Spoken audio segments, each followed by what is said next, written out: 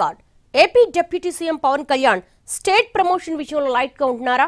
పథకాల ప్రారంభోత్సవాల్లో చురుగ్గా పాల్గొంటున్న పవన్ పెట్టుబడుల సదస్సు, పరిశ్రమల ఏర్పాటు లాంటి కార్యక్రమాలకు ఎందుకు దూరంగా ఉంటున్నారు? ఆయన దూరంగా ఉంటున్నారా లేక దూరం పెడుతున్నారా? ఆ విషయమై కూటమి సర్కిల్స్ లో జరుగుతున్న చర్చ ఏంటి?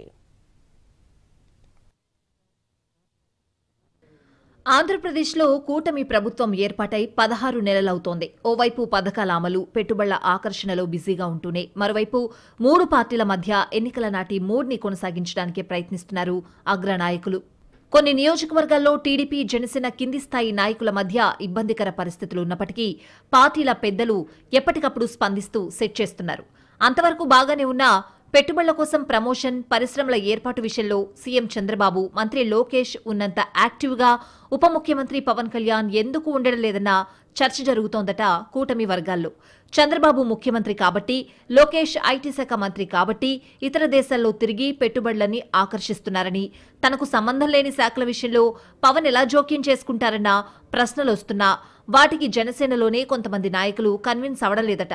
ఎన్నికలకు ముందు కూటమి ఏర్పాట్లో కీలక పాత్ర పోషించిన వ్యక్తి ఇప్పుడిలా సైలెంట్ అవ్వడం గ్లాస్ పార్టీలోనే కొందరికి మింగుడు పడ్డం లేదట.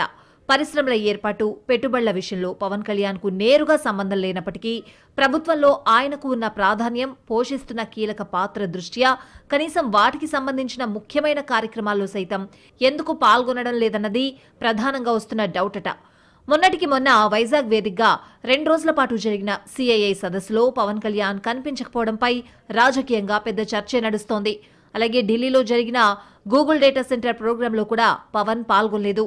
ఈ రెండింటికి ఆయన హాజరయ్యుంటే బాగుంటుందన్న అభిప్రాయం జనసేన పార్టీ వర్గాల్లో కనిపిస్తోంది. కొన్ని చరిత్రాత్మక ఘట్టాలకు సాక్ష్యంగా నిలిచే కార్యక్రమాలకు ప్రభుత్వంలో కీలకంగా భావిస్తున్న ఉప ముఖ్యమంత్రి హాజరు కాకపోవడంపై కొంతమందికి అనుమానాలు కలుగుతున్నాయి. పవన్ కళ్యాణ్ తనకు తానుగా ఈ పెట్టుబడులు, పరిశ్రమల ఏర్పాటు లాంటి వాటికి దూరంగా ఉంటున్నారా, లేక ప్రభుత్వమే ఆయన్ని పక్కన పెడుతోందా అన్న అనుమానాలు సైతం పెరుగుతున్నాయట. వాస్తవానికి మొదట్లో బాగా యాక్టివ్గానే ఉన్నారు ఉప ముఖ్యమంత్రి. తల్లికి వందనం కార్యక్రమం, మహిళలకు ఉచిత బస్సు పథకం ప్రారంభం, ఆటో డ్రైవర్లకు 15,000 ఇచ్చిన కార్యక్రమంలో కూడా పవన్ కళ్యాణ్ యాక్టివ్గానే పాల్గొన్నారు. ఆయా సందర్భాల్లో చంద్రబాబు, లోకేష్ కూడా ఆయనకు తగిన ప్రాధాన్యమిచ్చారు. కానీ పథకాల విషయంలో యాక్టివ్గా ఉన్న పవన్ స్టేట్ ని ప్రమోట్ చేసే విషయంలో మాత్రం ఎందుకు దూరంగా ఉంటున్నారన్నది $1 మిలియన్ క్వశ్చన్. అదే సమయంలో ఆయన పవన్ బ్రాండ్ ఇమేజ్ ని పథకాల వరకే పరిమితం చేస్తున్నారా అన్న డౌట్స్ కూడా ఉన్నాయి కొంతమందిలో. పవన్ కు ఉన్న ఇమేజ్ ని బయట కూడా ఉపయోగించుకుంటే రాష్ట్రానికి మరింత పెట్టుబడుల ఆకర్షణ ఉంటుందన్న చర్చ రాజకీయ వర్గాల్లో జరుగుతోంది. ఈ క్రమంలోనే విశాఖ వేదికగా జరిగిన పెట్టుబడుల సదస్సులో పవన్ కళ్యాణ్ ఎందుకు పాల్గొనలేదంటూ వైసీపీ ప్రశ్నిస్తోంది. Chandrababu, Lokesh AP brand image పేరుతో తమను తాము ప్రమోట్ చేసుకునే పనిలో ఉన్నారని, ఆ విషయం తెలిసే పవన్ కళ్యాణ్ సైలెంట్ గా ఉంటున్నారన్నది ప్రతిపక్షం విశ్లేషణ. ఆ సంగతి ఎలా ఉన్నా ప్రపంచ దేశాల ప్రతినిధులు పాల్గొన్న విశాఖ సదస్సు, ఉపరాష్ట్రపతి చీఫ్ గా వచ్చిన కార్యక్రమంలో ప్రోటోకాల్ ప్రకారమైన పవన్ హాజరు కావాలి కదా అని అడుగుతున్నారు కొందరు.